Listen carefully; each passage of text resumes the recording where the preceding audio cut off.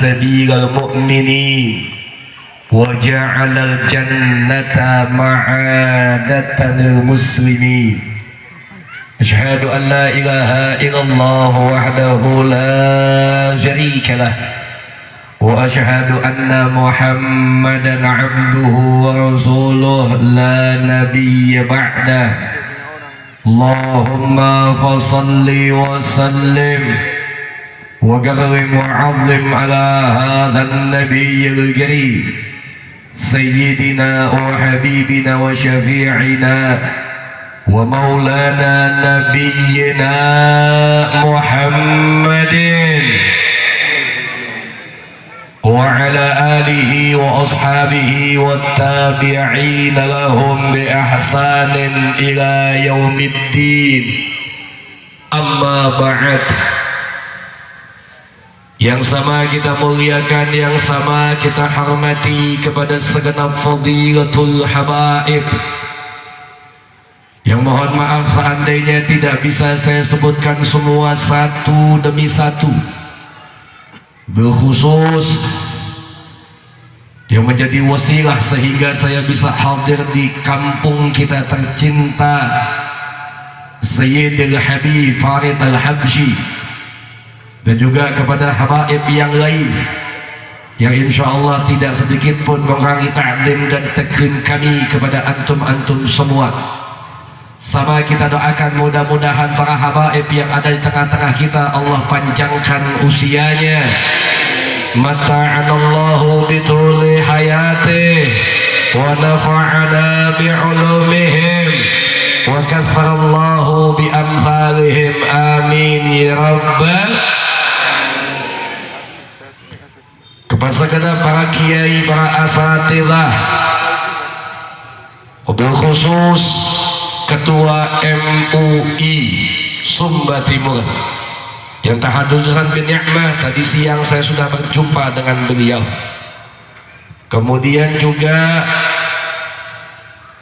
Ketua Takmir Sekota Waingapu,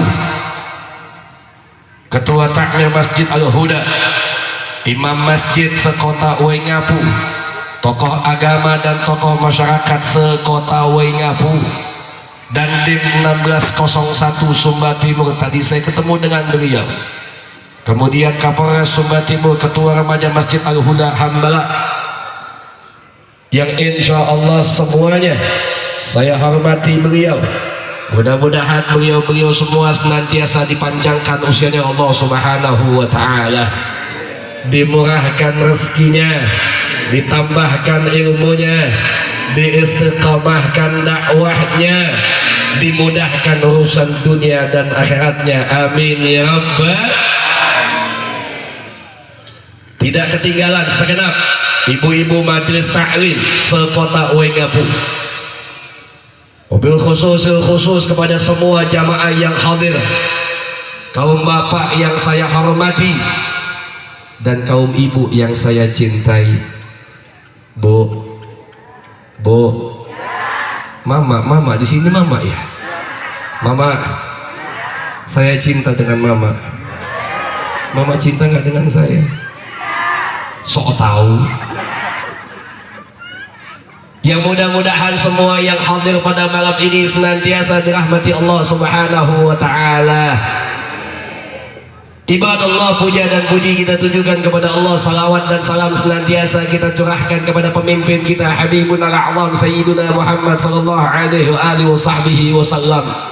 Yang mudah-mudahan dengan salawat yang kita baca, dengan ibadah yang kita contoh, dengan maulid Nabi yang kita buat, kita minta kepada Allah agar suatu saat nanti semua yang hadir di tempat ini kita bisa bertemu bersama dengan Nabi kita Muhammad. Dan ya Allah, izinkan kepada kami semua tanpa terkecuali minimal satu kali dalam hidup kami agar kami semua bisa berziarah ke makam Nabi kami Muhammad sallallahu alaihi wasallam. Dan mudah-mudahan dengan hadirnya kita di tempat ini, kita minta kepada Allah agar senantiasa Allah hapuskan dosa kita semua. Allah terima semua hajat-hajat kita. Yang sakit mudah-mudahan Allah sehatkan. Yang susah mudah-mudahan Allah angkat pintu susahnya. Yang punya rezeki lebih Allah jadikan dia dermawan bagi saudaranya. Yang belum punya anak mudah-mudahan cepat dapat anaknya. Yang punya hutang mudah-mudahan Allah kasih kemudahan buat lunasin hutangnya. Yang belum punya jodoh mudah-mudahan Allah temukan jodohnya.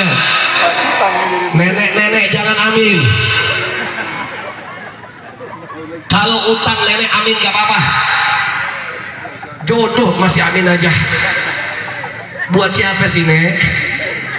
Di sini nenek bahasanya apa? Nenek juga sama. Oma. Hah? Apu. Saya ini udah 4 hari ya di Sumba, di semua Sumba, tapi masih belum hafal juga sudah namanya bahasa Sumba. Saya ini sudah 2 kali ke Sumba. Ini yang kedua, mudah-mudahan nanti akan ada yang seterusnya. Saya belum bisa bahasa Sumba. Saya nanya-nanya, solusinya 2 Habib. Yang pertama, Habib harus belajar bahasa Sumba, atau minimal Habib nikah dengan orang Sumba. Ada yang mau nggak? Ada yang mau nggak? Yang jawab mau nenek-nenek lagi aja. Ya Allah nek, saya kan nggak tua-tua amat. Ibadallah, sebelum saya melanjutkan amanah yang diberikan kepada saya mau nanya sama ibu-ibu dulu, sama mama-mama kita tercinta dan nona-nona yang ada di bawah. Karena saya tahu mama-mama Sumba itu luar biasa galaknya. Ma, saya ini nggak bisa ngelihat jelas mama-mama yang di bawah. Ibu bisa lihat jelas saya nggak? Enakan saya ceramah di atas atau di bawah dekat sama ibu? Jawab biar kompak, di atas apa di bawah? Saya ikut mama-mama.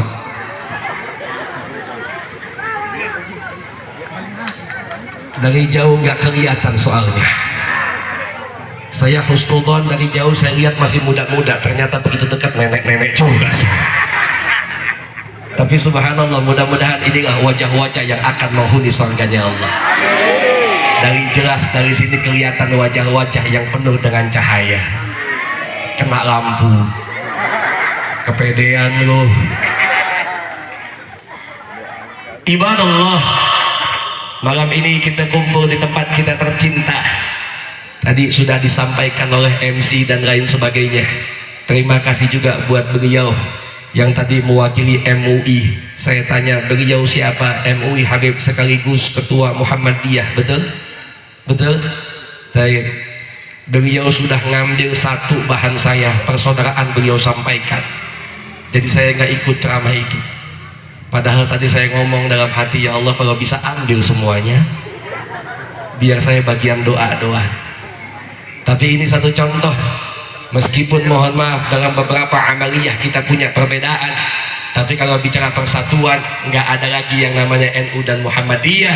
Kita semua bersatu di bawah benderanya baginda Nabi kita Muhammad. Cuma saya kadang-kadang suka sedih, jamaah ini kalau diajakin sholawat Nabi agak segen jawabnya, apalagi kalau dijawabin salam. Tadi beliau jawab salam sampai mohon maaf 2 kali. Padahal sama kita tahu hukum mengucapkan salam itu apa? Sunnah. Udah kencang salah lagi. Gue main wajib-wajib aja. Sunnah. Jawabnya yakin. Yakin. Wajibnya fardhu ain, fardhu kifayah. Menjawab salam itu hukumnya bisa fardhu ain, bisa fardhu kifayah, tergantung situasi. Bahkan salam itu kalau nggak dijawab pada waktu tertentu itu lebih bagus. Kapan jawabnya Habib? Yang pertama, menjawab salam itu menjadi fardhu kifayah kalau seandainya diucapkan salam di hadapan orang banyak. Tadi beliau mengucap salam, saya mengucap salam, kemudian ketua takmir mengucap salam, MC dan sebagainya mengucap salam. Seandainya dijawab oleh sebagian saja, yang lain tidak menjawab, maka yang lain tidak jatuh dosa karena hukumnya fardhu kifayah. Tapi kalau di saat ibu sedang sendirian, tiba-tiba ada yang mengucapkan salam, gak ada siapa-siapa, maka kita wajib menjawab salamnya. Yang ketiga, ada salam yang tidak usah dijawab. Kapan? Kapan? Kapan? Salam itu tidak boleh dijawab ketika sholat jamaah. Makanya ibu jangan cuma tahu menjawab salam hukumnya wajib, karena terkadang salam itu tidak boleh dijawab ketika sholat jamaah. Imam mengucapkan salam, makmum gak usah jawab. Kebayang gak kalau makmum jawab? Begitu imam tahiyat, imam mengucap assalamualaikum warahmatullah, makmum jawab waalaikumsalam imam. Kalau gak berantakan sholat habis itu. Baik ibadallah, kita semua kumpul di sini, kebahagiaan itu punya saya sebetulnya. Saya itu biasa diundang di tempat-tempat di mana umat Islamnya jumlahnya mayoritas. Tapi di tempat ini, khususnya di semua Sumba, meskipun mohon maaf jumlah kita di sini minoritas, tapi tidak mematahkan semangat kita untuk bisa menghadiri peringatan Maulid Nabi kita Muhammad. Mudah-mudahan duduknya kita semua di sini menjadi wasilah Allah tambahkan amal ibadah kita, sehingga kecintaan kita kepada Nabi Muhammad membuat kita bisa masuk ke dalam surganya Allah Subhanahu wa taala. Amin ya rabbal. Ibu pengen masuk surga? Pengen? Tahu nggak syaratnya masuk surga itu apa? Apa? Sholat? Enggak.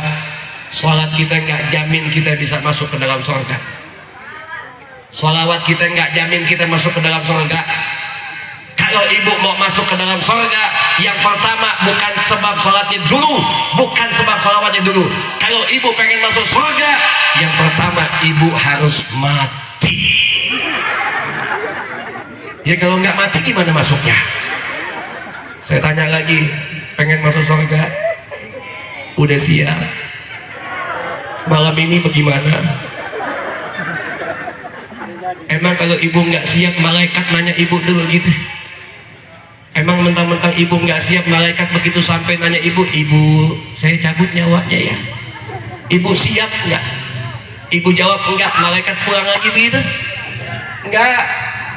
Makanya mohon maaf lahir batin, salah satu yang dicontohkan oleh Nabi kita Muhammad alaihi salatu wasallam, yakni kita senantiasa diperintahkan untuk berbuat amal ibadah kepada Allah. Meskipun kecil amal ibadahnya. Ada satu kisah ibadallah, mudah-mudahan antum dan saya khususnya antum tahu semua. Dulu pernah ada satu wanita yang kerjaannya tidak baik, tapi ditentukan masuk ke dalam surga cuma karena ngasih minum. Jawab biar kompak, cuma karena ngasih minum.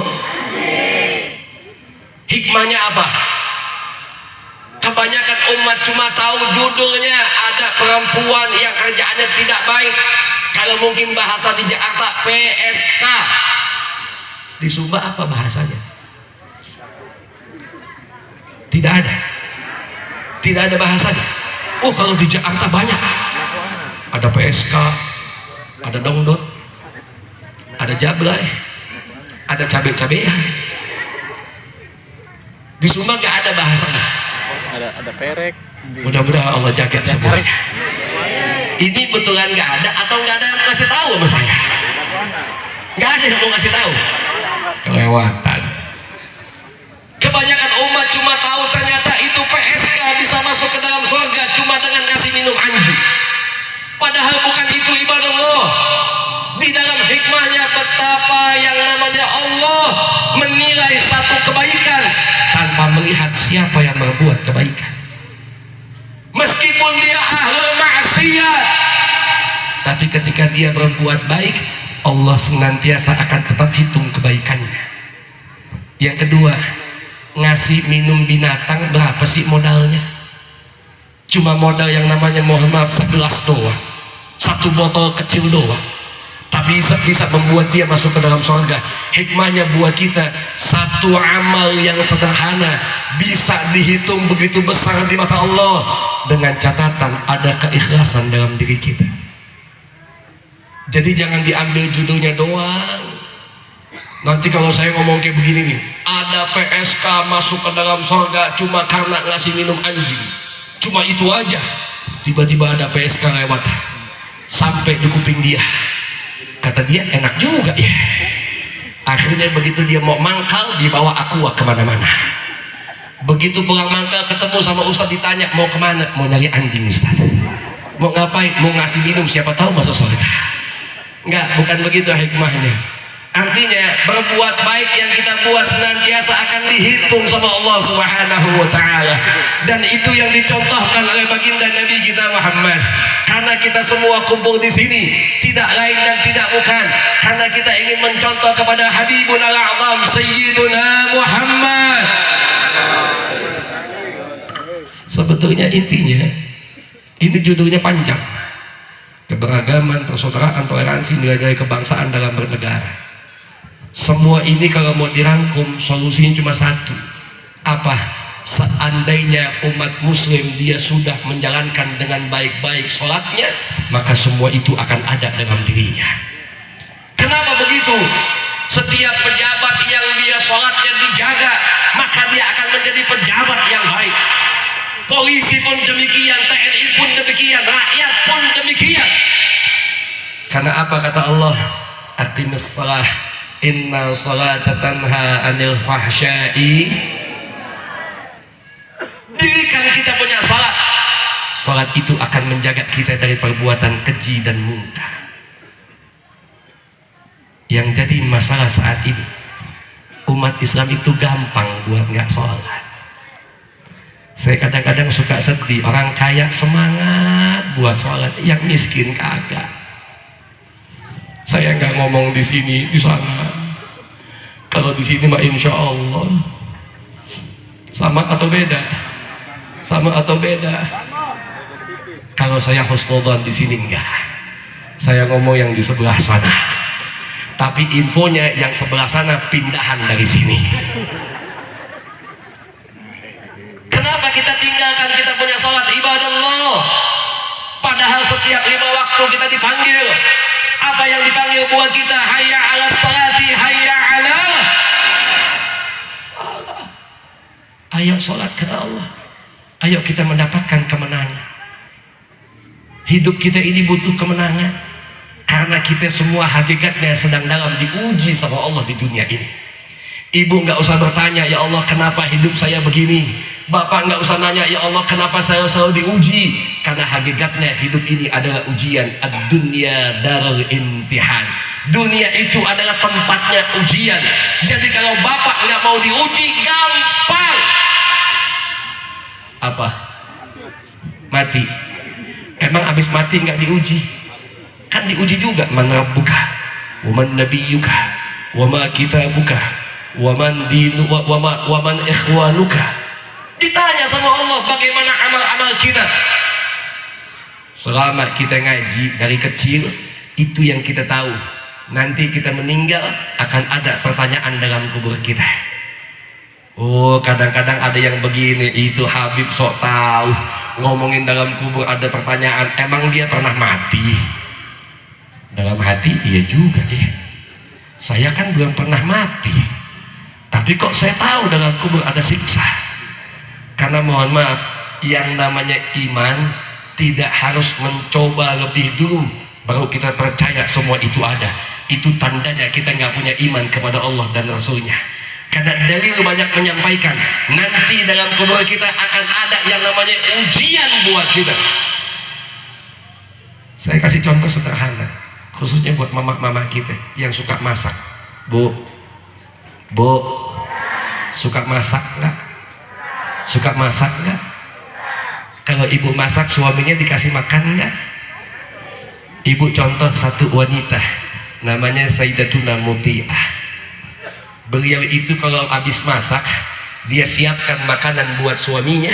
Itu mohon maaf, dia kasih cambuk kepada suaminya. Cambuknya buat apa Habib? Itu Sayyidatuna Muti'ah, dia ngomong kepada suaminya, wahai suamiku tercinta, seandainya masakanku tidak enak, kau tidak suka, silahkan cambuk aku sebagai gantinya, supaya besok aku masak lebih enak lagi. Ibu pernah kayak begitu? Besok pagi beli cambuk ya Bu ya. Saya sarankan besok pagi ibu beli cambuk. Ibu begitu masak, bawa cambuk ibu tawarkan makanan ibu kepada suami-suami ibu. Cuma saya yakin kalau ibu-ibu Sumba Timur bahasanya agak beda dengan Sayyidatuna Muti'ah. Kalau Sayyidatuna Muti'ah beliau mengatakan kalau masakanku gak enak silahkan cambuk aku. Tapi kalau ibu-ibu sini begitu tawarkan makanan sambil pegang cambuk, dia akan ngomong kepada suaminya, lo makan nggak makan gue sapet lo.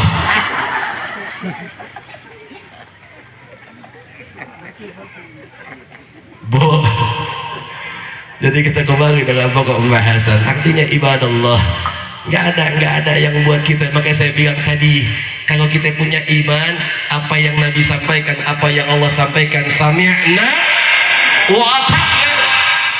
Nabi katakan dengan kubur ada siksa, meskipun kami belum mati kami percaya, karena Nabi kami nggak mungkin dusta. Tapi kalau ditanya logika, Islam itu sangat agama yang masuk dalam logika. Contoh, ibu tahu ayam, tahu daging ayam, kalau dimasak enak nggak? Dibikin ayam goreng enak nggak? Dibikin ayam bakar enak nggak? Kenapa ibu tahu daging ayam enak setelah dimasak? Kenapa? Karena pernah nyok, betul? Kita semua tahu daging ayam itu enak karena pernah makan, ibadah Allah. Pertanyaan kedua, mohon maaf kalau bahasanya agak-agak nggak sopan. Ibu tahu kotoran ayam? Tahu tai ayam? Enak nggak? Enak nggak? Nggak enak. Pernah makan? Kok tahu nggak enak? Baunya, yang bau belum tentu nggak enak. Terasi bau tapi enak. Jengkol bau, bapak-bapak demen semua. Baunya bukan jaminan, tapi karena kita udah tahu yang namanya kotoran ayam itu pasti nggak enak, nggak usah pakai dicobain, itu namanya blow on. Demikian juga dengan iman, nggak mesti kita coba lebih dulu mati baru kemudian tahu nanti dalam kubur ada siksa. Itu namanya kita nggak punya iman kepada Allah dan Rasulnya. Dunia ini kita ujian semua, Bu. Apa sih? Kita kecil, mohon maaf, waktu kecil kita mau gede, waktu gede pengen balik kecil lagi. Itulah siklus manusia. Tapi kalau kita mau ambil kesimpulan dengan yang namanya ujian, kita dulu pernah sekolah SD, SMP, SMA, kuliah. Kita dulu pernah diuji dalam sekolahan kita. Waktu kelas 6 SD mau ke SMP ada ujian nggak? Ada ujian nggak? Begitu kita hadapi ujian, kita belajar, kita siapkan, kita lulus ujian, maka kita akan naik kelas saat itu. Demikian dengan ujian hidup kita. Kalau kita udah persiapkan dengan baik, kita punya kekuatan iman, kemudian kita lulus ujiannya, tidaklah ujian Allah kasih buat kita kecuali Allah akan mengangkat derajat kita setelahnya. Bagaimana kita hadapi ujian kita? Nggak ada yang paling baik kasih solusi kecuali Allah. Dan Allah nggak minta banyak ibadah Allah. Allah mengatakan dalam ayatnya buat kita semua, ista'inu bis sabri. Cuma 2 kata Allah, sabar, sholat. Maka saya kadang-kadang suka sedih, umat Islam sholatnya susah, padahal sholat kita nggak lama. Bu, ibu ngegosip sama sholat lamaan mana? Lamaan mana? Bapak main catur sama sholat lamaan mana? Tuh, kita buka handphone sama sholat lamaan mana? Buka handphone sama baca Quran lamaan mana? Buka handphone dari pagi itu mata melotot tuh kalau baca Quran, ya Allah. Tapi saya akui kelemahan kita sama. Penyakit umat Islam kalau baca Quran cuma satu, bacanya setengah halaman, nguapnya 30 kali. Betul? Betul? Kadang-kadang ada yang baca Quran sampai nangis matanya, bukan menghayati, kebanyakan nguap. Makanya sedih, Bu, apalagi sholat jamaah. Sholat jamaah kita berapa lama sih? Ibu pernah sholat subuh sampai setengah jam pernah? Insya Allah besok pagi saya minta diumumkan di Masjid Agung ini. Besok pagi insya Allah kita adakan sholat subuh berjamaah. Jumlahnya 2 rakaat. Tapi 2 rakaat itu kita bikin setengah jam lamanya. Ada yang datang nggak? Ada yang datang nggak? Kalau besok subuhnya 2 rakaat setengah jam, kira-kira ada yang datang nggak semua nih? Nggak ada. Lagi-lagi ibu suudzon, kalau saya husnudon, insya Allah tetap ada yang datang. Tapi cuma 3 orang. Yang pertama imam, karena nggak ada yang mau gantiin. Yang kedua takmir, karena kalau nggak datang diomongin. Yang ketiga marbot, karena emang nggak kemana-mana dia. Yang lain jangan tanya. Kita nggak usah yang namanya sholat subuh, taraweh aja. Taraweh kita berapa rakaat? Di Sumba berapa rakaat? 23. 23. Tapi ada yang 11 kan? Ada. Beliau 11. Kan begitu? Antum berapa, Ustaz? 11 kan? Ayo. Kalau saya tanya, mana yang betul? 23 apa 11? Dua-duanya betul. Main 23 aja. Yang mau 23 silahkan, yang mau 11 silahkan. Kenapa? Dua-duanya sah. Bahkan mau lebih dari itu pun silahkan. Man qama ramadhana imanan wa ihtisaban, enggak ada bilangannya. Jadi yang 23 betul, yang 11 betul. Tapi kalau saya tanya, enakan mana? 23 apa 11? Misal bulan Ramadan tahun depan Masjid Agung kita bikin voting, jamaah semua diundang. Ayo jamaah, tahun ini agak beda dengan tahun yang lainnya. Taraweh tidak ditentukan oleh takmir dan DKM. Taraweh ditentukan dengan suara terbanyak jamaah. Opsinya 2, 23 dan 11. Yang menang yang mana kira-kira? 23 apa 11? Baik, karena nggak ketemu dibikin 2 tempat. Yang di masjid 23, yang di lapangan 11. Ibu sholat di mana? Masjid apa di lapangan? Masjid apa di lapangan? Gue tahu muka-muka begini kebanyakan pasti bakal sholat di lapangan. Kenapa begitu? Karena dianggap 11 rakaat lebih cepat, betul? Ternyata begitu sholat di jampo, begitu sholat di lapangan dia ikut yang 11. MC mengumumkan kita sholat 11 rakaat, tapi 1 malam 1 juz. Sementara yang 23 di atas setiap malam cuma juz amma doang. Saya tanya, tetap di lapangan atau pindah ke atas? Nggak punya pendirian loh. Itulah kita kalau ibadah pengen yang cepat. Ini kadang-kadang penyakit kaum bapak. Kalau sholat suka pada bawa handphone. Betul? Betul? Karena kaum bapak saat ini masih lebih mending ketinggalan dompet dibandingkan ketinggalan handphone. Kalau ketinggalan dompet diutak-atik sama istrinya, dia nggak takut. Kenapa? Nggak ada isinya. Lo buka sampai puas nggak ketemu apa-apa. Tapi kalau handphone ketinggalan, dipegang sama bini, saya tanya, deg-degan nggak? Deg-degan nggak? Jangankan cuma jamaah, mungkin TNI juga sama. Gue juga gitu. Itu kadang-kadang saya suka sedih, handphone kalau dibawa nggak apa-apa, tapi matiin. Saya tuh berapa kali sholat jamaah itu handphone pada bunyi. Yang bikin sedih begitu bunyi nggak dimatiin. Pernah ada kejadian itu ditelepon sampai 4 kali atau 3 kali, saya lupa. Jadi keganggu saya. Makanya biasanya MC itu kalau sebelum sholat suka ngumumin, mohon yang bawa handphone dimatikan. Betul? Jawab biar kompak. Betul? Salah? Dengerin baik-baik. Mohon yang bawa handphone dimatikan.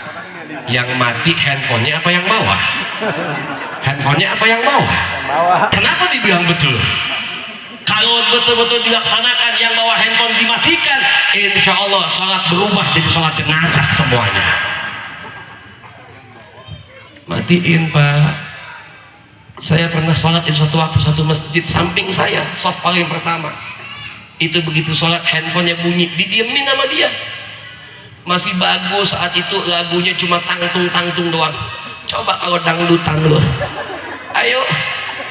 Begitu telepon dangdut, mati, dangdut lagi, mati, dangdut lagi. Yang paling bahaya kalau sebelahnya anak muda ikut joget. Makanya kalau handphone bunyi, matiin. Kalau ibu-ibu mungkin nggak bawa handphone, ini kita nih bapak-bapak nih, bapak itu bisa matiin handphone tanpa bapak lihat, karena kita tahu tombol mana yang buat matiin, udah terbiasa pegang handphone. Karena kalau dalam madhabnya Al-Imam Syafi'i, kalau kita bergerak dalam sholat kita, itu sholat harakat 3 kali baru dihitung batal sholat kita. Kalau matiin dong maka enggak. Sama kayak ibu, Bu, kalau ibu sholat gatal pipinya ibu, saya tanya, diemin atau digaruk? Garuknya berapa kali? Sekali. Jangan, garuknya sampai hilang gatalnya. Iya, asalkan tangan ini nggak goyang, tempelin, itu dihitung cuma 1 kali gerakan. Kalau habis dari pipi masih gatal, misal pindah ke pundak, ibu garuk lagi. Tangan ini nempel, ini yang goyang, itu dihitung 1 gerakan. Kalau kemudian masih gatal, tahan. Sampai kapan? Sampai ibu ruku. Begitu ruku, paha ibu gatal, garuk lagi. Habis paha gatal, ternyata mohon maaf, pinggang ibu gatal. Pesan saya, habis sholat ibu ke dokter cepat-cepat. Gue takut sebadan gatalan semua tadi.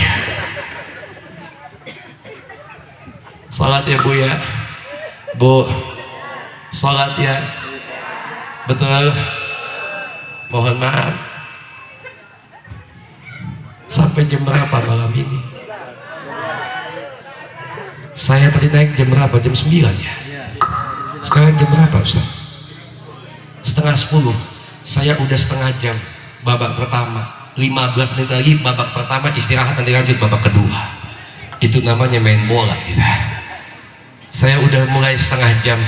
Sebelum saya lanjut, saya tanya mama dulu, sampai jam berapa mama? Diem. Kalau yang cowok jangan ditanya, lu biasa nonton bola lo pada, biasa begadang nih mama, apa jam berapa? Jam 12.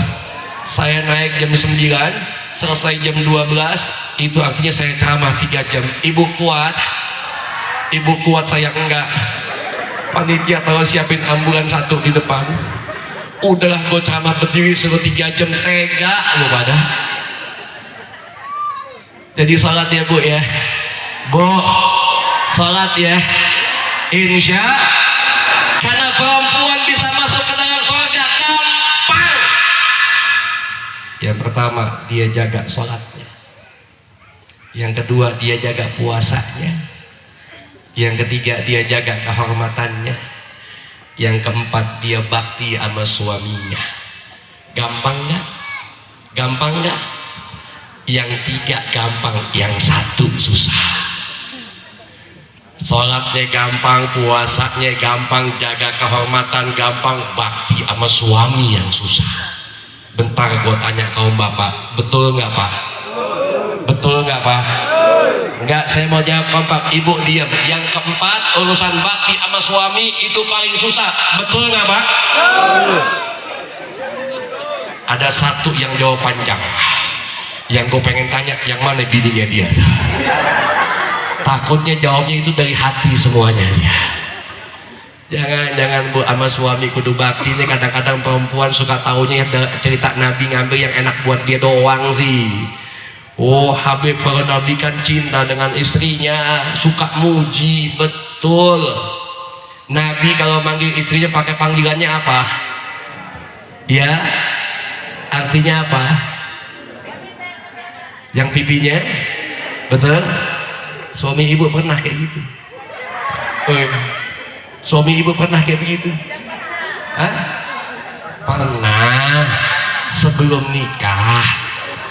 Dulu waktu ibu belum nikah, itu suami perhatiannya Masya Allah. Jalan diliatin, kesandung sedikit. Apa kata calon suami? Ya Allah dek, sakit nggak? belum nikah. Begitu nikah punya anak dua, jangankan diperhatiin, begitu kesandung apa kata suami, mati lo di mana. Mudah-mudahan suami ibu nggak begitu. Saya bu sama istri itu kalau jalan-jalan ke mall, satu ketika misal ibu ketemu dengan saya dengan istri saya nanti di Jakarta di mall, itu mohon maaf, saya dengan istri kalau di dalam mall itu semenjak turun mobil nggak pernah lepas gandengan tangan. Romantis nggak? Romantis nggak? Enggak. Kenapa enggak? Sengaja saya pegang tangannya, soalnya kalau saya lepas dia beranjak kemana-mana. Saya pegang dia punya tangan, lepas dikit saya tarik, sini mau kemana sih? Tapi wanita mohon maaf, satu rahasia laki-laki, semakin nggak diminta laki semakin ngasih. Semakin banyak diminta pasti semakin pelit dia. Istri saya nggak pernah minta sama saya. Beliau kalau pengen sesuatu mintanya sama Allah. Dia mau beli emas minta sama Allah, mau beli mobil minta sama Allah, mau beli baju minta sama Allah. Cuma satu aja kurangnya istri saya, begitu dia sholat malam dia minta sama Allah, itu dia baca doanya samping kuping saya. Itu aja kelemahannya. Sholat ya bu ya Pak, sholat ya. Sholat kita nggak lama kok, berapa menit? 5 menit. Yang wajib berapa waktu? 5 kali 5 berapa? 25, betul? Waktu kita hidup satu hari berapa jam? 24 jam. Dipotong 25 menit, taruh deh setengah jam. Kita masih punya 23,5 jam mau ngapain aja setelah kewajiban kita. Tapi sayangnya yang setengah jam ini sudah banyak ditinggalkan umat Islam. Padahal dari baiknya Nabi Muhammad, ketika datang waktu sholat pertama kali Allah kasih 50 waktu. Nabi Muhammad yang minta sama Allah jangan sampai 50 waktu. Pak, kita kalau sholat itu 50 waktu, saya jamin Bapak nggak bisa ngapa-ngapain. Yang hobi main futsal nggak bakal bisa main futsal. Baru bawa bola dikit azan, sholat dulu, balik ke halam, balik ke lapangan, baru bawa dikit belum digolin azan, mau nendang penalti azan, nggak bisa ngapa-ngapain.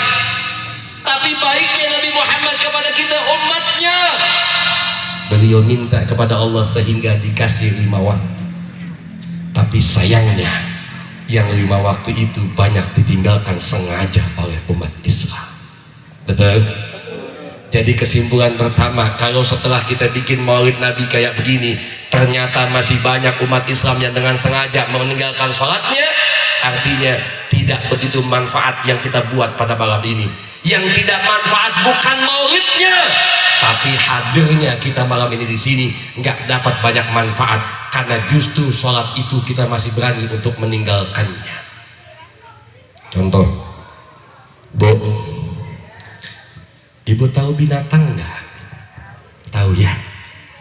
Tapi saya izin nih Pak, sebelum saya ngomong kita bikin perjanjian, Bapak Ibu jangan sakit hati. Setuju? Setuju? Baik. Bedanya Bapak dengan binatang itu apa? Bedanya Ibu dengan binatang itu apa? Betul, salah satunya nggak punya akal. Tapi ada satu lagi yang bisa bikin beda kita dengan binatang. Apa itu? Baik. Kita ambil satu binatang yang dekat dengan kita. Jangan sakit hati ya. Saya pulang jangan diancam ya. Kalau saya ambil contoh binatangnya monyet, boleh nggak? Boleh nggak? Kita sepakati dulu, boleh nggak? Baik. Habib tanya, Ibu, Mama makan nggak? Mama tiap hari makan nggak? Bapak makan nggak? Monyet makan nggak? Sama atau beda? Mama minum, Bapak minum, monyet minum nggak? Sama atau beda? Singkat, Mama sholat, Bapak sholat, monyet sholat nggak? Sama atau beda? Alhamdulillah. Jadi kalau kita nggak sholat sama setuju? Saya udah bilang di awal jangan sakit hati, jawab biar kompak, setuju? Jadi kalau kita nggak sholat sama kayak. Jadi kalau ibu punya suami ibu nggak sholat berarti ibu tiap malam dicium sama. Mikir. Bapak punya istri nggak sholat tapi tiap hari berarti bapak kasih duit sama.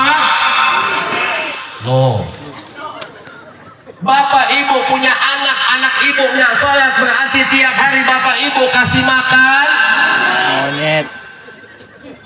Jangan cuma bapak ibu, semua saya bawa. Kalau ada kepala kota, siapapun pemimpinnya dia muslim tapi nggak sholat, berarti kita dipimpin sama Monyet. TNI bawa jangan. TNI bawa jangan. Kalau ada TNI muslim yang nggak sholat berarti TNI juga. Nggak apa-apa. Biar adil, bukan semua, termasuk juga mohon maaf kalau di kota kita, di kampung kita ada ustadznya nggak sholat berarti ustadz juga. Jawabnya biasa aja.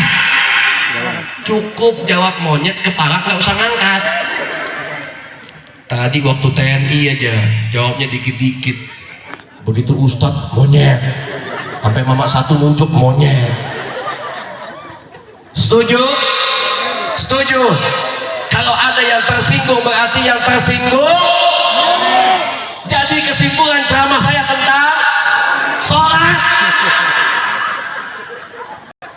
Nggak sopan lu pada. Saya ngomong udah mau 1 jam yang diinget monyet doang. Entar begitu dia pulang ke rumah ditanya sama suaminya yang nggak datang, habis dari mana kamu? Dari masjid Bapak. Ngapain? Dengerin ceramah maulid. Siapa yang ceramah? Jauh dari Jakarta Bapak. Apa isinya? Au. Saya tandain dulu semua. Baik. Jadi kita kembali dalam pokok pembahasan. Makanya mohon maaf, Nabi Muhammad contoh yang paling buat kita. Laqad kana lakum fi Rasulillahi uswatun hasanah. Bahkan tidak ada yang wajib kita cintai ibu kalau mau jadi pribadi yang mengenal keberagaman, persaudaraan, toleransi dan nilai kebangsaan dalam bernegara.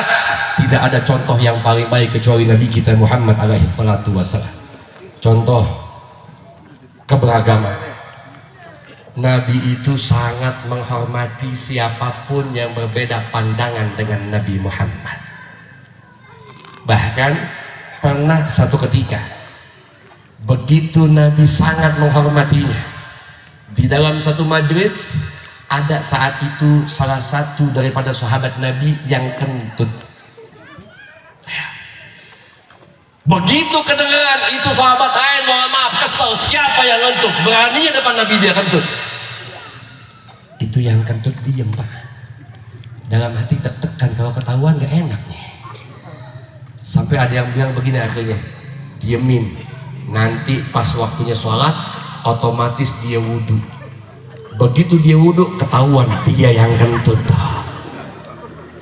Ibu tahu Nabi Muhammad, saking beliau menjaga perasaannya, begitu waktunya sholat apa Nabi bilang? Salah satu dari kebaikan kita adalah tajdidul wudhu, yakni memperbaharui wudhu. Meskipun udah punya wudhu, boleh untuk wudhu lagi. Akhirnya Nabi perintahkan, ayo kita wudhu sama-sama, jadi nggak ketahuan yang kentut. Tuh Nabi kita. Ibu pernah kayak begitu? Pernah kayak begitu? Kalau di satu majlis tiba-tiba ada yang kentut, ibu bisa kayak begitu? Nggak yakin saya.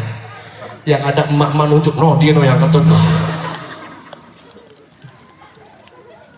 Bagaimana dengan yang non-muslim? Nabi sangat menghormati. Bahkan ada satu hadis Nabi yang mengatakan, apa kata Nabi Muhammad, man adza dhimmiyan fa ana khasmu. Barang siapa yang menyakiti kafir dhimmi, maka aku akan jadi musuhnya, kata Nabi Muhammad. Siapa kafir dhimmi? Mereka yang tidak beriman di zaman Nabi tapi tidak pernah menyakiti umat Islam. Maka Nabi hormati beliau. Dan subhanallah, selama ini saya hanya tinggal di tengah-tengah umat Islam yang mayoritas. Baru berapa kali saya ke Sumba, saya melihat bagaimana saudara saya yang minoritas. Dan subhanallah, ketika kita semua yang ada di Sumba menjalankan apa yang ada dalam diri Nabi Muhammad, maka kita akan bisa sangat menghormati agama lain. Bahkan satu ketika pernah Nabi Muhammad ngasih makan. Siapa yang dikasih makan? Tukang minta-minta.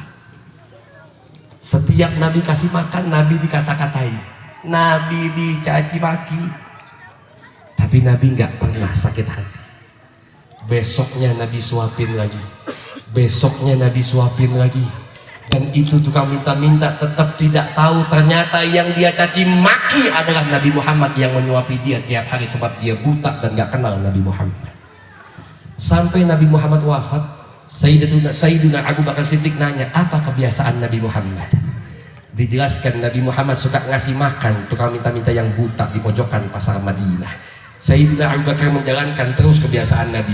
Begitu dikasih makan, itu tukang minta-minta nanya, engkau siapa?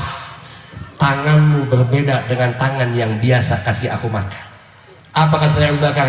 Itu yang biasa kasih kamu makan sudah meninggal dunia. Dia adalah Nabi Muhammad. Nangis itu tukang minta-minta karena selama ini yang dia caci maki adalah yang kasih makan dia tiap hari. Tuh hebatnya Nabi Muhammad. Ibu bisa kayak begitu? Besok coba ya. Ibu besok coba ke pasar, cari tukang minta-minta, ibu suapin. Begitu ibu suapin, ibu dicaci maki. Saya tanya, besoknya tetap nyuapin nggak? Tetap nyuapin nggak? Saya lagi-lagi sebagai tamu, saya husnudzon kalau mama Sumba Timur meskipun abis nyuapin dicaci maki, besok tetap nyuapin. Tapi ada yang beda dengan suapannya. Sebelum dicaci maki, dia siapkan sendok makan. Setelah caci maki, sendok makan berubah jadi sendok semen. Lo ngangak-ngangak nih gue maksudnya. Kita nggak bisa, kita belum bisa mencontoh kepada Nabi Muhammad, tapi minimal apa yang ada dalam Nabi ingin kita punya niat untuk melaksanakannya. Karena kata Nabi Muhammad, wa ma nahaitukum anhu fajtanibu, yang aku nggak kasih jauhin, wa ma amartukum bihi fa'tu minhu mastata'tum, dan yang aku perintahkan jalani.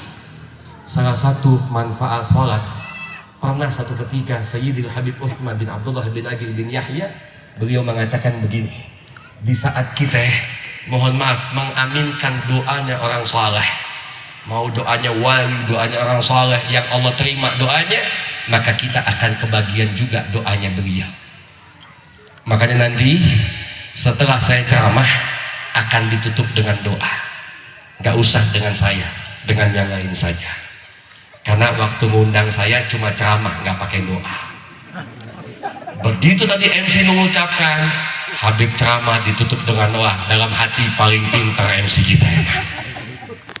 Bu, Mama, senang doa nggak? Suka sama doa nggak? Yakin? Baik, karena Mama sudah mengatakan suka dengan doa, nanti yang tutup doa, saya akan tutup doa.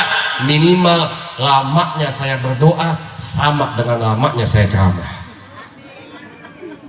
Kalau saya ceramah 1,5 jam, saya akan tutup doa juga selama 1,5 jam. Siap? Pertanyaannya, kalau saya tutup ceramah doa dengan 1,5 jam, banyakan yang amin atau banyakan yang kesel? Hah? Yakin? Kalau yang saya yakini, seandainya doa saya 1,5 jam, akan tetap banyak yang amin. Tapi sayangnya aminnya sambil kesel. Pernah tahu nggak amin kesel itu bagaimana? Kalau aminnya masih ikhlas, aminnya masih tenang, itu bacaannya nggak cepet-cepet. Amin ya Allah. Begitu yang baca doa 15 menit belum selesai, itu amin sudah mulai berubah. Aminnya pendek, suaranya kencang. Amin. 1 jam belum selesai, itu yang amin tambah pendek, tambah kencang, ditambahin belakangnya. Amin. Ustaz nggak punya otak. Kan begitu ya. Padahal mohon maaf Bu, kalaupun saya doa 1 jam, saya tanya yang pusing siapa? Ibu apa saya? Mama apa saya? Saya yang pusing, mama mah tinggal amin doang. Kadang-kadang saya kalau baca doa kepanjangan, di tengah-tengah doa saya batuk. Bukan karena bengek, bukan. Sambil batuk, sambil mikir, ya Allah baca apa lagi habis ini Bu? Ini kadang-kadang umat Islam mengaku demen sama doa, tapi prakteknya doanya cepatnya luar biasa. Sampai pernah ada kisah, ada cerita, ada yang doa itu ya Allah nggak sampai 2 detik.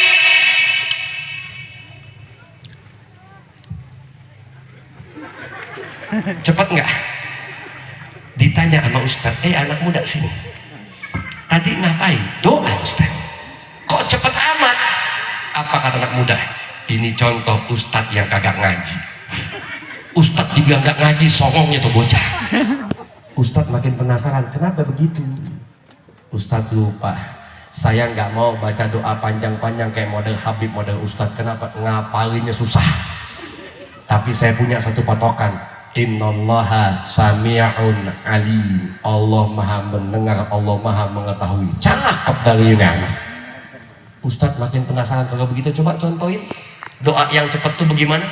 Jadi kalau kata anak muda, saya nggak mesti ngomong Ustadz, yang dalam hati aja Allah paham, makanya doa saya cepat. Apa kata Ustadz? Coba contohin.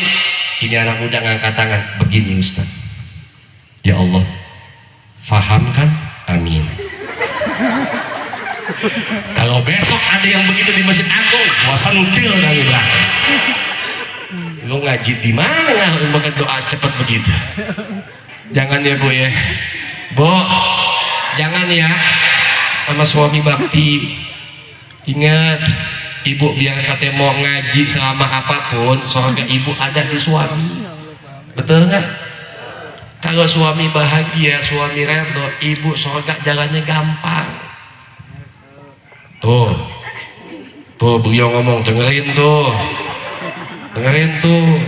Itu beliau begitu sambil video call sama istrinya. Kata beliau, dengerin toh. Sama juga mama kadang-kadang kalau pas ngaji lewat YouTube, itu begitu ada ustazah ngomongin soal suami, dikencengin tuh YouTube. Sengaja dikencengin.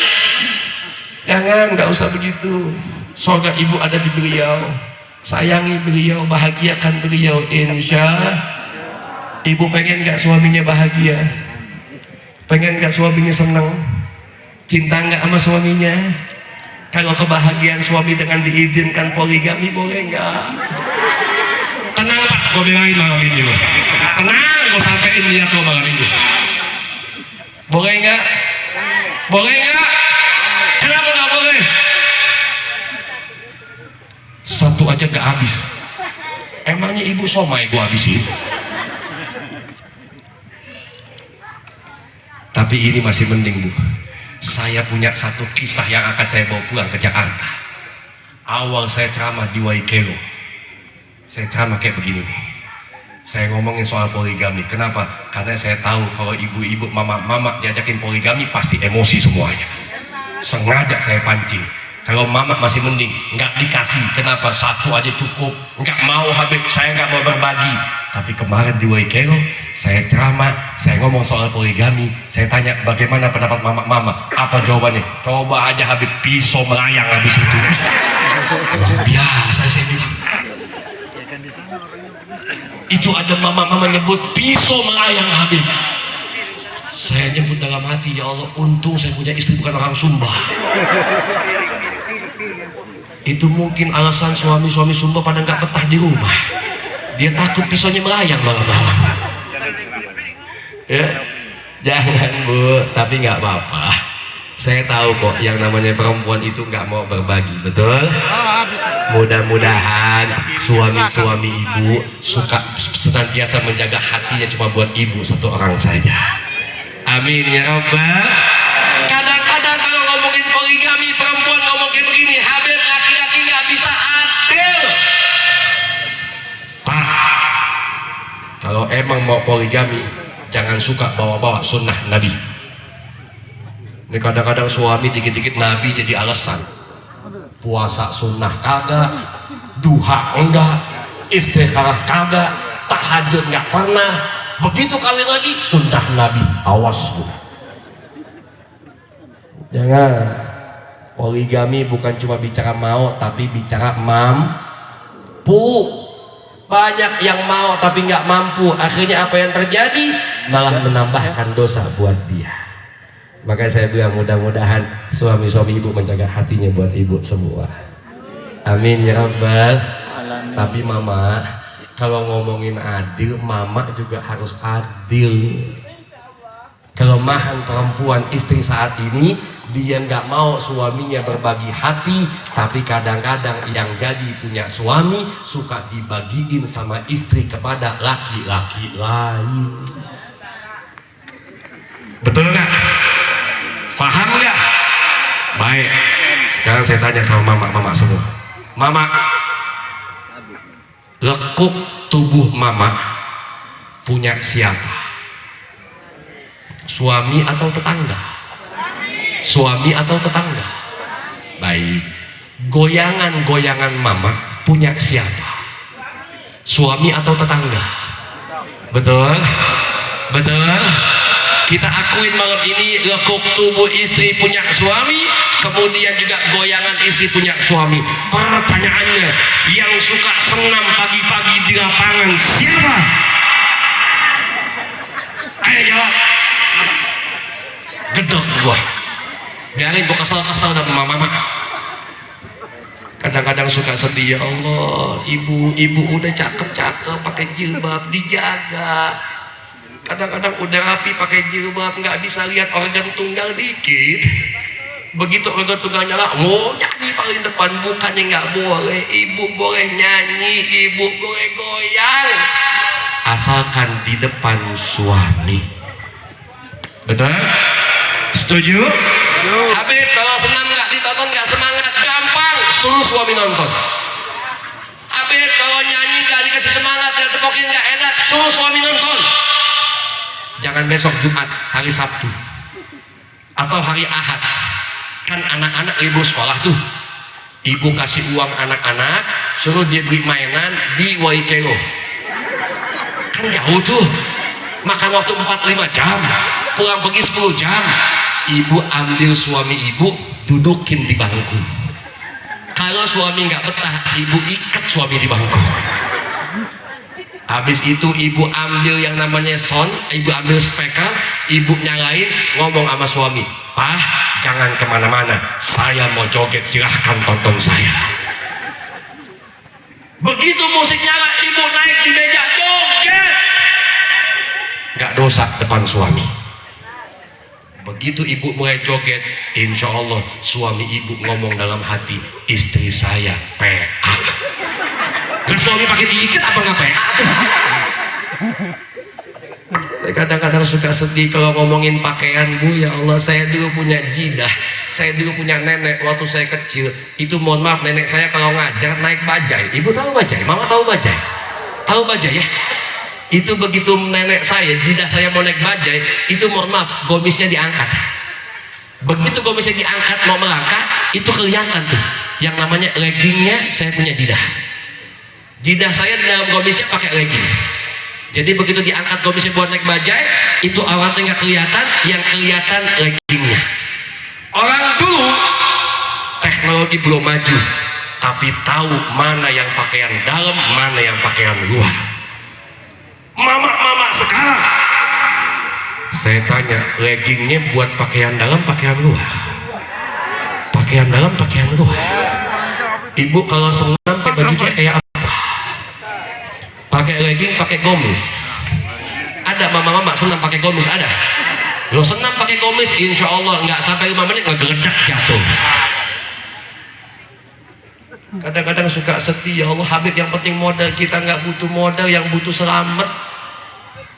Ini kadang-kadang ya Allah, jangankan yang masih muda, nenek-nenek pakai legging jalan kemana-mana.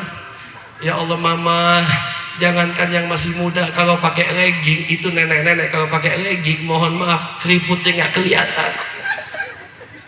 Ya kan nempel sama kulitnya. Jangan, kenapa dijaga? Karena mohon maaf, satu yang harus ibu ibu tahu dan saya yakin ibu tahu, nanti di neraka jahanam mana lebih banyak, laki-laki atau perempuan? Laki-laki atau perempuan? Betul? Makanya Islam ngejaga ibu semuanya. Sebelum ada Islam, perempuan dihinakan. Setiap istri yang melahirkan anak perempuan dikubur hidup-hidup. Begitu ada Islam, wanita diangkat sampai dikasih derajatnya. Wanita itu lebih tinggi di depan, tidak dalam Islam, bagi seorang anak kepada kedua orang tuanya. Ketika Nabi Muhammad ditanya, siapa yang harus dibakti pertama kali? Apa jawab Nabi? Siapa? Ibu atau bapak? Baik, itu anak nanya lagi, kalau setelah ibu siapa lagi wahai Nabi? Siapa jawab Nabi? Tetap ibu atau pindah ke bapak? Ketika ditanya lagi, siapa lagi wahai Nabi? Apa jawab Nabi? Tetap ibu atau pindah ke bapak? Setelah 3 kali ditanya, baru Nabi jawab, setelah itu bapak. Betul? Betul? Ayo kita hitung, ibunya berapa? Bapaknya? Tenang Pak, kita ulang sama-sama. Ibunya berapa? Ibunya berapa? Bapaknya? Alhamdulillah.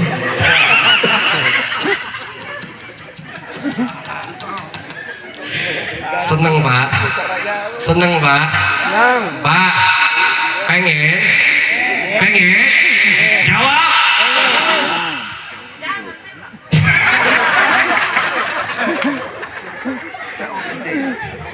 Saya lihat ibunya yang jawab. Begitu saya tanya, Pak jawab, dia bilang jangan bilang. Pertanyaan berikutnya, yang mana suaminya? Ayo angkat tangan, mana suaminya? Insya Allah suaminya ibu ini itu nanti di akhirat pertanyaannya lebih sedikit. Amin ya Rabbal. Kenapa lebih sedikit? Karena banyak tertekan di dunia. Tapi ibadah Allah, kita kembali dalam pembahasan. Makanya subhanallah, apa yang Nabi contohkan semuanya manfaat buat kita. Bahkan tidak bisa kita mencintai Allah sebelum kita cinta kepada Nabi Muhammad. Apa kata Allah? Qul in kuntum tuhibbunallah fattabi'uni yuhibbukumullah. Kata Allah, seandainya kita cinta kepada Allah tapi kita enggak mengikuti Nabi Muhammad, karena kata Allah, seandainya kita cinta kepada Allah fattabi'uni, yakni kita ikuti Nabi Muhammad, maka Allah akan cinta kepada kita. Bu, tidak ada cinta yang menyelamatkan kita kecuali cinta kita kepada Nabi Muhammad. Tidak ada cinta yang akan menenangkan hati kita kecuali cinta kita kepada Nabi Muhammad. Tidak akan ada cinta yang mengecewakan kita kecuali cinta kita kepada baginda Nabi kita Muhammad. Cinta kepada manusia, syuf, ada batasnya. Ibu cinta sama suami enggak selamanya indah. Betul? Bu, Mama, Habib tanya, selama ini ibu cinta dengan suami itu selalu bahagia atau ada keselnya juga? Jawab yang kompak, ada keselnya enggak? Baik, kita ambil voting malam ini. Ibu, Mama, yang namanya laki itu lebih banyak jujurnya atau bohongnya? Jawab. Mikir Pak. Yang kedua, yang namanya laki banyakkan baiknya atau banyakkan pelitnya?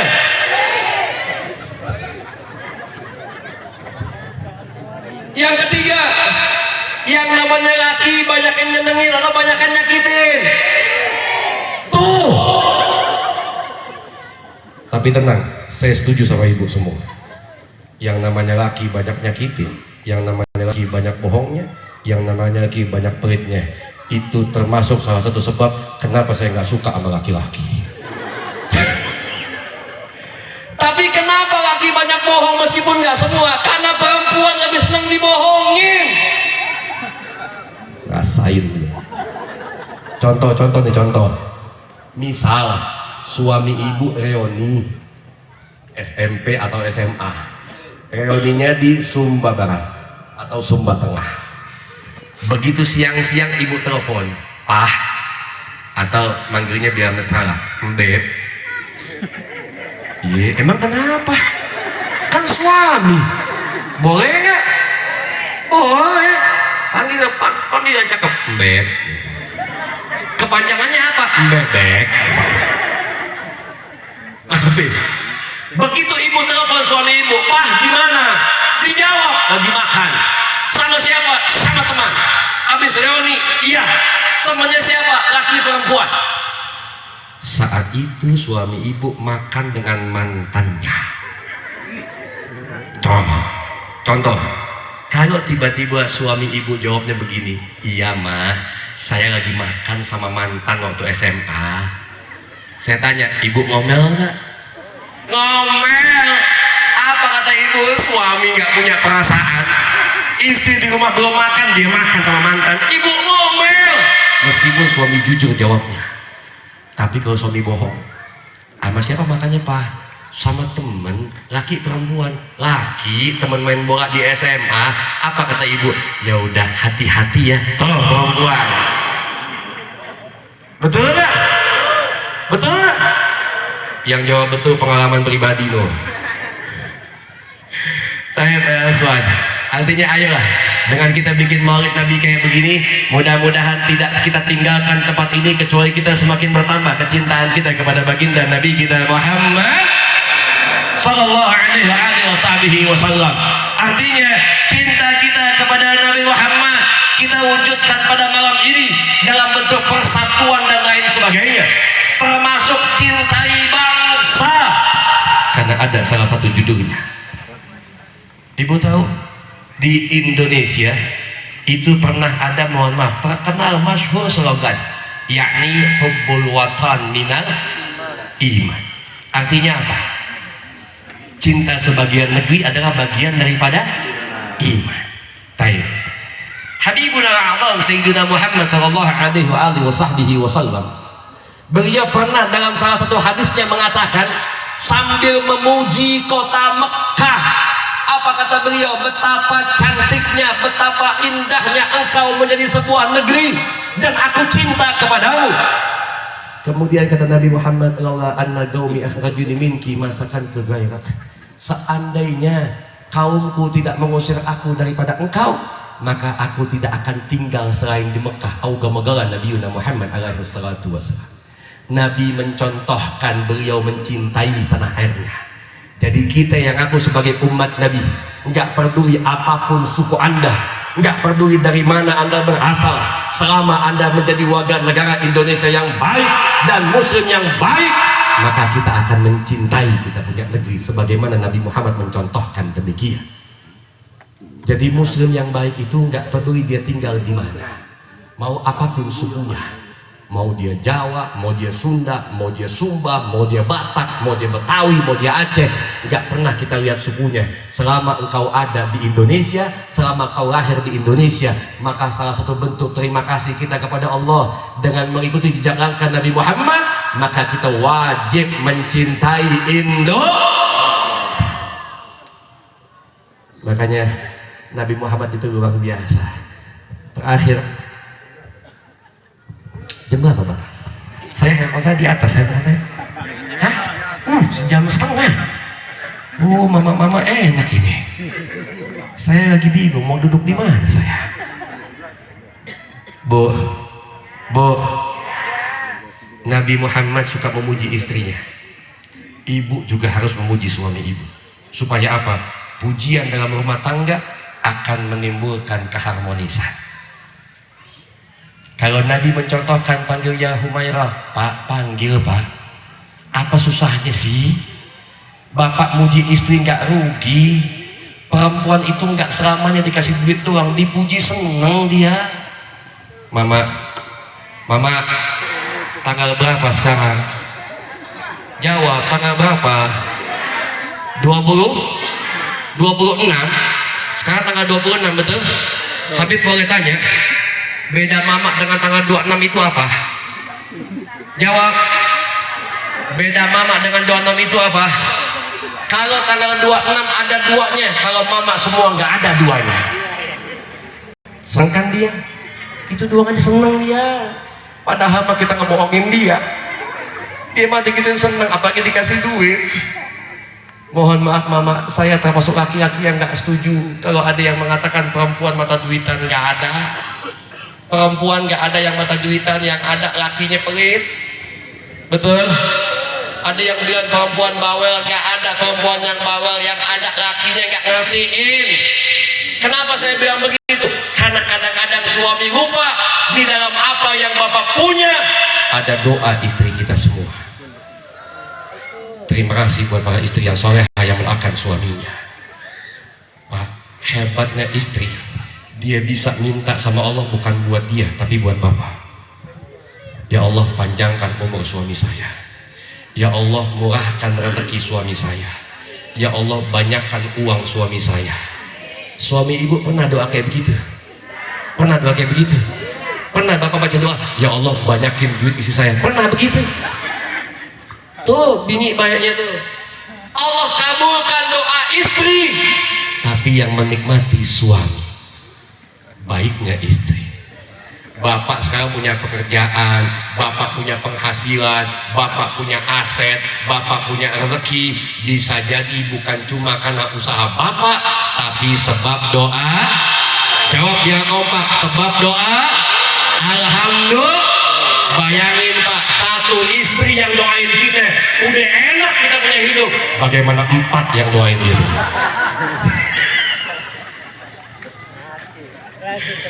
Maafin, bercanda. Saya berani ngomong kayak begini karena istri saya nggak ikut. Kalau dia ikut, saya takut juga pisau melayang. Terakhir, begitu kita kenal dengan kita punya Nabi, kita ikuti kita punya Nabi, tinggal saat ini bagaimana kita mewujudkan dalam setiap kehidupan kita. Akhlak Nabi, akhlak yang mulia. Tidak ada manusia yang punya akhlak lebih mulia dibandingkan dengan Nabi Muhammad. Ibadah Nabi yang paling baik. Gak ada yang punya ibadah paling top kecuali Nabi Muhammad. Sopan Nabi demikian. Kesimpulannya, setiap individu muslim yang kemudian dia mencontoh Nabi Muhammad, maka dia akan jadi pribadi terbaik di tempat dimanapun dia tinggal. Kenapa begitu? Karena yang kita ikut adalah manusia yang paling sempurna, al-insanul kamil. Gak ada manusia yang bisa sempurna dibandingkan dengan baginda Nabi kita Muhammad sallallahu alaihi wasallam. Ya Allah, mudah-mudahan semua nanti bisa berziarah ke makam Nabi Muhammad. Ibu pengen ke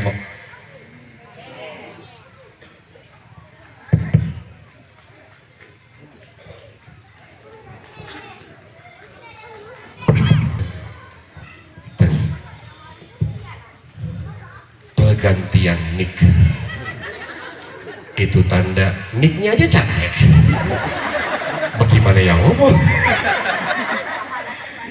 Ibu masih kuat? Kalau nggak kuat kebangetan, ibu enak tinggal duduk. Kalau capek kaki tinggal manjang, haus tinggal minum. Saya sejam setengah minum aja kagak. Ya bu ya. Jadi kita ikuti kita punya Nabi Muhammad. Mudah-mudahan bisa ke Mekah semuanya. Punya duit. Punya duit. Cakep jawabannya. Ada hadis qudsi mengatakan begini. Allah itu sebagaimana sangkaan kita sebagai hambanya. Begitu kita sangka Allah nggak mampu, maka Allah akan bikin kita nggak mampu. Makanya kita senantiasa mengucap insya. Kadang-kadang ada tetangga pulang haji, ada saudara pulang umroh ngomong sama kita, yuk kita umrah yuk. Apa jawaban kita? Duit dari mana? Kita mengecilkan Allah. Padahal mohon maaf, nggak usah buat pergi haji, nggak usah buat umroh, buat makan, surga yang kelipatannya 99 dibandingkan dengan dunia. Pernah Nabi Muhammad mencontohkan, kalau kau ingin tahu yang namanya akhirat, kau pergi ke tengah lautan. Orang Sumba dekat dengan lautan. Bapak pergi ke lautan, bapak celupkan tangan bapak. Kemudian angkat tangan bapak. Kata Nabi, yang menetes itulah dunia. Di mana akhirat? Lautan seluas itu adalah akhirat. Itu sudah Allah siapkan. Apalagi cuma buat makan, apalagi cuma buat pergi haji. Allah mampu. Cuma sayangnya kita suka suudzon sama Allah. Kita banyak minta sama Allah, tapi kita nggak yakin sama Allah. Begitu kita minta, ya Allah berikan hamba-Mu rezeki, kita ngomong dalam hati, iya Allah kasih. Semakin kita suudzon, maka Allah akan semakin jauh dengan kita. Habib, saya sudah husnudzon, sudah sangka baik, tapi kok masih Allah belum kasih juga. Jangan lupa, yang paling tahu apa terbaik buat kita bukan kita, tapi Allah. Di mata kita mungkin kaya itu akan baik. Ibu kalau nanti udah kaya, ibu punya rencana, ya Allah kalau saya kaya saya akan bangun masjid, saya akan bangun majelis taklim, saya akan bantu orang-orang miskin. Itu niat ibu di saat ibu belum punya uang, kepengen dapat uang banyak supaya bisa bertambah kebaikan. Kalau bapak agak beda, dia kalau punya duit banyak niatnya bertambah. Yang pertama dia akan bangun masjid, yang kedua dia akan bangun majelis taklim, yang ketiga dia akan bantu orang miskin, yang keempat dia akan menyantuni anak yatim, yang kelima dia kepengen menafkahi mamah yatim. Mamah yatim paham, Mbak? Apaan? Perawan memang menggoda, tapi janda selalu terdepan. Nona-nona mohon maaf di belakang. Begitu kita minta sama Allah, Allah nggak kasih. Bukan Allah nggak mampu, Allah mampu. Cuma Allah tahu hambaku ini mungkin belum pantas menerimanya. Kenapa begitu? Karena bisa jadi di saat kita punya harta, semua niat kita hilang. Allah jaga kita. Allah nggak mau justru ketika Allah kasih kita kaya kemudian kita durhaka sama Allah. Allah nggak mau di saat kita kaya kita maksiat kepada Allah. Allah yang lebih tahu soal kita. Termasuk yang namanya dulu Tha'labah, sahabat Nabi yang paling miskin, tiba-tiba begitu kaya dia tinggalkan ibadahnya. Allah jaga kita. Setiap doa yang Allah belum kabulkan itu semata-mata Allah ingin menjaga kita. Nggak sedikit yang dulunya miskin tiba-tiba kaya. Ketika miskin niat ibadah, begitu kaya jangankan ibadah, yang ada maksiat yang dia beli. Banyak yang dulunya miskin sama tetangga baiknya luar biasa, sama saudara sopan, begitu punya harta sombongnya bukan main. Husnudzon, Allah jaga kita semua dari apa yang belum dikabulkan sama Allah. Sampai kapan? Sampai nanti Allah hitung kita ini pantas untuk menerimanya. Bu, kalau dalam doa mama, contoh anak kecil ketika minta sesuatu dengan orang tuanya. Anak kita kalau dibawa ke mall, dibawa ke pasar, dia lihat mainan, dia minta sama mamanya. Mama saya mau itu. Mamanya nggak ngasih. Mamanya nggak ngasih. Cuma saya tanya, anak itu putus asa nggak? Nggak. Dia akan terus minta sama mamanya. Mamanya lagi belanja ditarik-tarik, mama mau itu, mama mau itu. Anak kecil nggak pernah putus asa ketika dia punya keinginan, dia minta sama orang tua. Bahkan berkali-kali ditolak mamanya, dia nggak putus asa. Terakhir itu anak kecil nggak malu buat nangis. Yang penting mainan dia dapat. Kenapa kita nggak begitu sama Allah? Sekali kita minta nggak dikasih, jangan putus asa, minta lagi. Kedua kali minta lagi, 3 kali minta lagi. Terakhir kalau perlu kita nangis sama Allah. Tunjukkan bahwasannya apa yang kita inginkan betul-betul serius dan sambil minta sama Allah, ya Allah pantaskan saya untuk menerima apa yang saya inginkan, insya taib ibadallah. Jadi kesimpulannya mulai malam ini jadilah hamba-hamba Allah, umat Nabi yang betul-betul mencintai baginda Nabi kita Muhammad. Dan ya Allah, mudah-mudahan kumpulnya kami semua di sini adalah wasilah kami mencintai Nabi Muhammad. Jadikan kami semua yang ada di sini adalah pecinta Nabi Muhammad, dan bangkitkan kami nanti ya Allah bersama dengan yang mencintai baginda Nabi kita Muhammad sallallahu alaihi wasallam. Taib. Jadi mulai malam ini ayo kita cintai Nabi Muhammad. Terakhir penutup, seorang pecinta dia tidak akan pernah mencintai siapa yang dia nggak akan pernah menyakiti siapa yang dicintainya.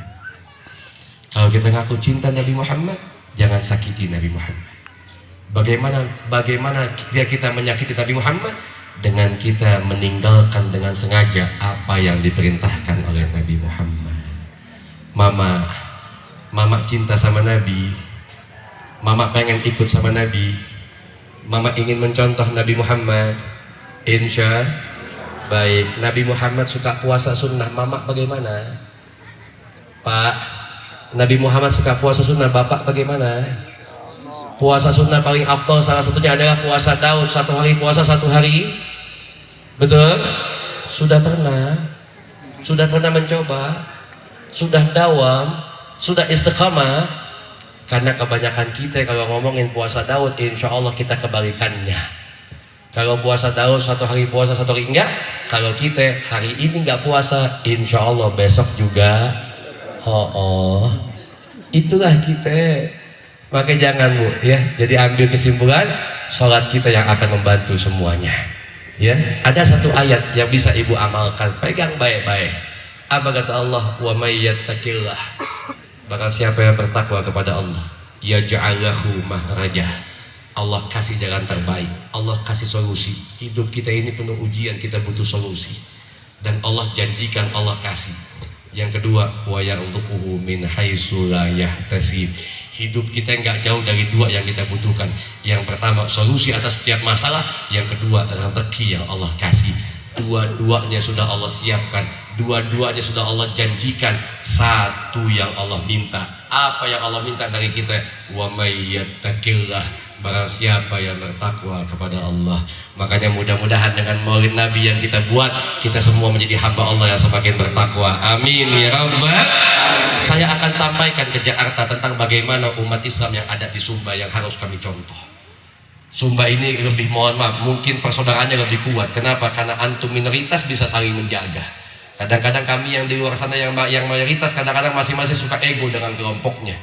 Terima kasih atas kehadiran kita semua di sini. Jadi contoh buat saya. Ternyata Islam itu akan sangat lebih indah jika kita bisa semua bersatu di bawah ajaran baginda Nabi kita Muhammad. Jaga persaudaraan di antara umat muslim Sumba Timur, Sumba Tengah, Sumba Barat Daya dan Sumba Barat. Kita punya perbedaan, tapi kita punya persamaan. Bagaimana solusinya? Hindari perbedaan. Ayo kita jalani persamaan. Contoh di sini ada saudara kita dari Muhammadiyah, bahkan beliau kasih sambutan di peringatan Maulid Nabi. Ada yang sholat, mohon maaf, ada yang sholat subuh pakai kunut, ada yang enggak. Terus bagaimana Habib? Ikut imam, selesai sudah. Jangan pakai nanya sebelum sholat subuh, itu masjid apa? Masjid Al-Huda, masjid apa? Masjid Agung, imamnya siapa? Kiai anu, Ustadz anu, Habib fulan. Ditanya, pakai kunut enggak? Enggak pakai. Oh kalau begitu saya enggak sholat, saya sholat tempat lain karena saya pakai kunut. Enggak begitu ya ikhwan. Antum yang namanya makmum, ikutlah imam. Karena mohon maaf, salah satu yang paling ditakuti oleh semua musuh-musuh Islam adalah bersatunya umat Islam. Al-ittihadu asasun najah. Persatuan awal dari sebuah keberhasilan. Dan Nabi Muhammad adalah contoh pemersatu bangsa. Nabi Muhammad contoh pemersatu umat. Bainal muhajirin wal. Mudah-mudahan ibadah Allah setelah selesai ini semakin bertambah kecintaan kita kepada Nabi Muhammad. Amin. Dan mudah-mudahan lepas dari tempat ini Allah kabulkan semua hajat-hajat kita. Dan ya Allah, kami kumpul nikmat di tempat ini 1 jam, 1 jam setengah, 2 jam. Izinkan kepada kami semua ya Allah, suatu saat nanti kami kembali kumpul seperti ini, tapi kumpulnya kami di surgamu ya Allah. Amin ya Rabbal. Bersama dengan Nabi kita tercinta Habibul A'zam Sayyiduna Muhammad. Ala hadhihi niyyah wa ala kulli niyatin salihah wa ila hadratin Nabiyil Mustafa sallallahu alaihi wasallam. Al-Fatihah.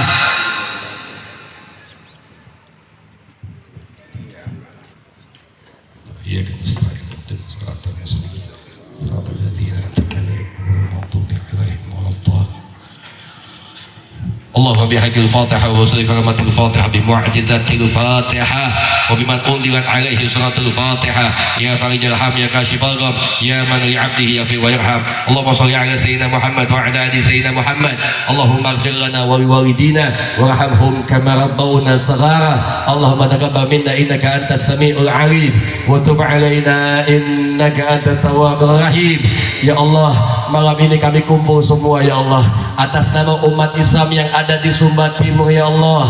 sebelum kami panjatkan doa kami kepadamu, kami punya begitu banyak hajat dalam hidup kami ya Allah. Kami tahu tidak ada tempat kami minta selain kepadamu ya Allah. Sebelum kami minta kepadamu, yang pertama kami minta ya Allah, tolong kabulkan doa-doa kami malam ini ya Allah. Hapuskan semua dosa-dosa kami.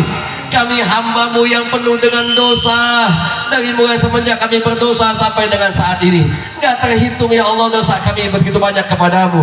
Tapi subhanallah betapa baiknya engkau kepada kami, bahwasanya sebanyak apapun dosa-dosa kami akan senantiasa mendapatkan ampunan darimu ya Allah. Malam ini bersama-sama kami ketuk pintu langitmu. Di hadirin kami adalah hadapan kami banyak orang-orang saleh, banyak para habaib ya Allah, yang beliau-beliau sudah tidak menginginkan dunia, sudah tidak pernah bermaksiat, solehnya mereka, taatnya mereka kepadamu ya Allah.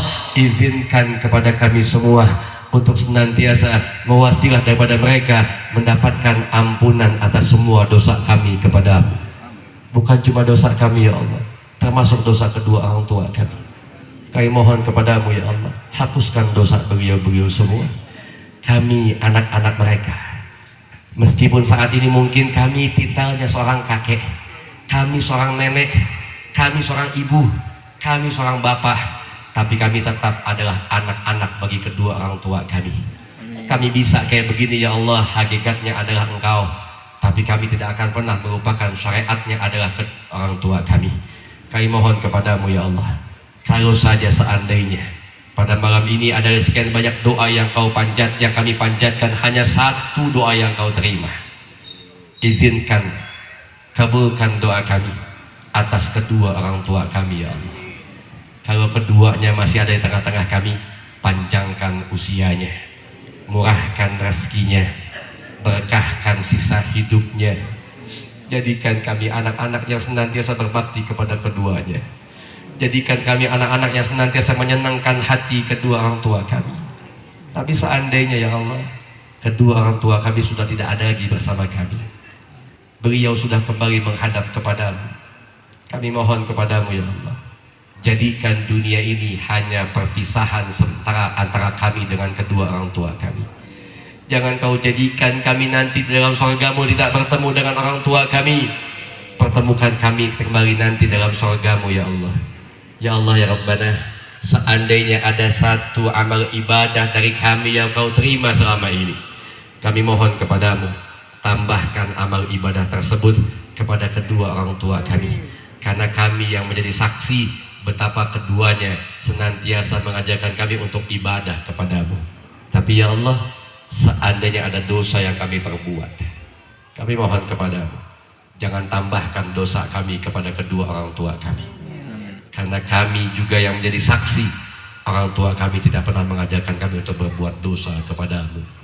Ya Allah ya Rabbana, kami tinggal di Indonesia, kami bisa hidup di Indonesia. Jadikan kami hamba-hambamu sebagai anak bangsa yang pandai mensyukuri nikmat yang kau berikan kepada kami. Jadikan kami anak-anak bangsa yang senantiasa berbakti dan bisa menjaga kami punya negeri tercinta. Kami punya agama, kami punya ulama, kami punya penguasa dan lain sebagainya ya Allah. Ya Allah ya Rabbana, jangan kau tinggalkan kami. Jadikan setiap langkah kami adalah langkah yang mendapatkan redha-Mu dan petunjuk darimu ya Allah. Ya Allah ya Rabbana, kami punya satu permintaan lagi. Kami cinta dengan Nabi kami Muhammad. Kami rindu dengan Nabi kami Muhammad. Kami akui masih banyak daripada sunnah Nabi yang kami tinggalkan. Tapi semua itu tidak bisa menghilangkan rasa cinta dan rindu kami kepada kami punya Nabi.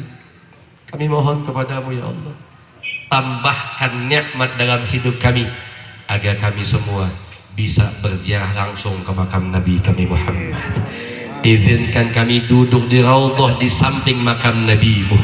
Izinkan kami bersolawat langsung di hadapan makam Nabi-Mu. Izinkan kami bermunajat langsung di hadapan makam Nabi-Mu ya Allah. Dan ya Allah, jaga persaudaraan di antara kami, kuatkan iman Islam kami, jadikan kami umat Nabi yang betul-betul mencontoh kepada Nabi kami. Rabbana taqabbal minna innaka antas samiul alim wa tub alaina innaka antat tawwabur rahim. Rabbana atina min ladunka rahmah wa hayyi' lana min amrina rasyada. Rabbana khtimna min hadhihi dunya bi husnil khatimah. wa la takhrimna minha illa bihusnil khatimah. Ya Allah biha, ya Allah biha, ya Allah bihusnil khatimah. Ya Allah, lindungi umat Islam dari segala macam fitnah yang ada di tengah-tengah kami. Lindungi ulama-ulama kami, jaga habaib-habaib kami, lindungi semua umat Islam ya Allah. Karena kami tahu sejahat apapun fitnah yang ditujukan kepada kami, tidak ada tempat yang paling baik untuk kami berlindung kecuali kepadamu ya Allah. Rabbana atina fid dunya hasanah wa fil akhirati hasanah wa qina adzabannar. Wa sallallahu ala sayyidina Muhammad nabiyil ummi wa ala alihi wa sahbihi wa sallam. Da'wahum fiha wa tahiyyatuhum fiha salam wa akhiru da'wahum alhamdulillahi rabbil alamin. Jazakumullah ahsanal jazaa. Yang baik dari Allah, yang gak baik dari saya pribadi. Kalau ada kata-kata saya, ya kata yang salah, jangan langsung dimasukkan ke dalam hati, tapi saya tahu dibukakan pintu maaf yang seluas-luasnya. Subhanakallahumma wa bihamdika nashhadu an la ilaha illa anta wa nastaghfiruka wa natubu ilaik. Assalamualaikum warahmatullahi wabarakatuh.